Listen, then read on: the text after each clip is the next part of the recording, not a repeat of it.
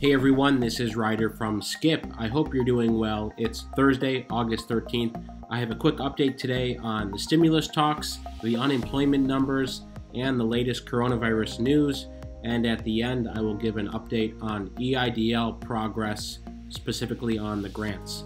Thanks so much for supporting our channel and subscribing as always, and so many of you are taking the time to not only like our videos, but to leave comments, especially over the last week. Thousands of you have been leaving comments, and it means so much to us. I'm going to try to answer more comments today and tomorrow.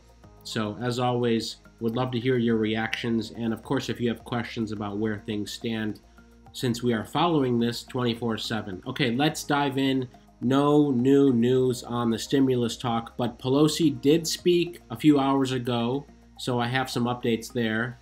There's still a stalemate, okay? House Speaker Nancy Pelosi spoke earlier today, and she outlined the key differences between Democrats and Republicans. And I'm going to play a clip in a minute about what she said today. Her point is that 90 days ago, the House passed the HEREOS Act. That was the $3 trillion HEREOS Act. And since then, nearly 4 million new people have been infected. Even though Mitch McConnell 90 days ago said, let's wait and see, the wait and see approach that Republicans have been taking, let's wait and see, maybe it won't get worse, maybe we don't need to spend money. Meanwhile, millions more have been infected, tens of thousands of more have died, and more are unemployed. I'm going to show you the unemployment numbers in a minute. Mitch McConnell said, we need to pause.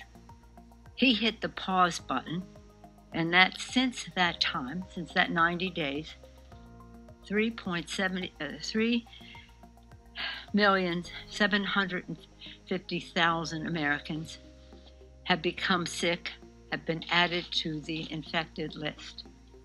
3.75 million people added to the list. 77,000 people have died. Tens of millions more people are out of work. Clearly, the virus did not take a pause. But Pelosi's main point was that in Democrats' proposal, this $2 trillion that she's moved down to, she wants Republicans to move up to $2 trillion to restart discussions. In that proposal, there's $60 billion for anti-hunger and food assistance, very important. $100 billion for anti-eviction and rent assistance, $75 billion for testing and tracing, and $300 billion for safe schools. Now, she talked about today that of the 100 largest school districts in the country, 62 are doing virtual classes this fall, okay? So almost 2/3 are doing virtual classes this fall. Another 15 are doing hybrid models, right? New York is one of those. And the other 10 to 15 are doing in-person, but Trump's proposal to fund schools is only geared towards schools that are doing in-person classes, when by and large the experts agree schools should be online only this fall. Okay, I'm going to share a few graphics from the New York Times on COVID infections.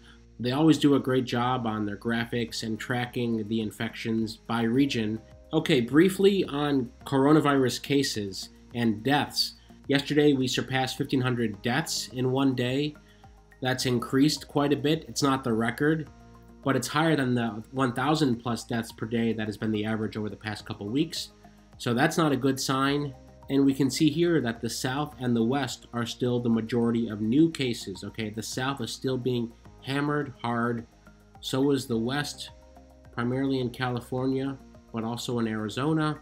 And the Midwest has gone up too, while the Northeast has stayed the same. So they did some great graphics here. And this chart shows when states have hit their peak, and you can see the states that have hit their peak in the past couple weeks have been southern states and some Midwest states as well. And you can take a look and see where each state's peak is in terms of deaths, and you can compare other regions too, such as in Arizona, of course, and Utah has gone up. Utah is at the peak today, by the way. And California, which peaked a few weeks ago, has gone down a little bit. The bottom line is that even though daily infections have gone down a bit, still way too high, and the death count is still way too high. Meanwhile, today's unemployment news. Some good news. There have been under 1 million unemployment claims for the first time since the pandemic started, okay? It's still drastically higher than any previous record. The previous record had been a few 100,000 unemployment applications. Of course, it peaked last week of March and beginning of April when it was over 6 million claims, and has steadily gone down. It's just under 1 million last week. It was around 960,000 unemployment claims. So it's still way too high, but the bad news for stimulus is that Republicans may say, look, the trend is improving. Do we really need another $2 trillion? So that's not good for a stimulus bill. Of course, if a stimulus bill is not agreed upon, there will be no stimulus checks. A lot of you have been asking about that. When are the stimulus checks coming? When are the stimulus checks coming?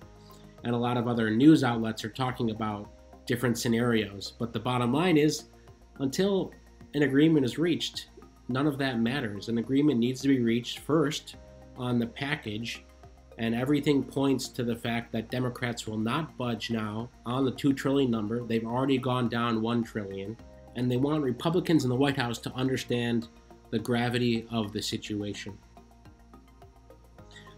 Briefly, on the executive orders that Trump talked about last week, experts say that best case scenario, they may not be approved for a month, and that's assuming that they're not challenged in court, okay? So those of you relying on those executive orders, specifically the $400 boost in unemployment per week, it might take a while, and many states have said they will not participate in that. So particularly California and New York have gone on record saying that that executive order would cost those states hundreds of millions of dollars per week, and they can't afford it. So they would likely not participate in that boost. Finally, on EIDL advances, we are still tracking on our dashboard, even though the EIDL grant funding dried up.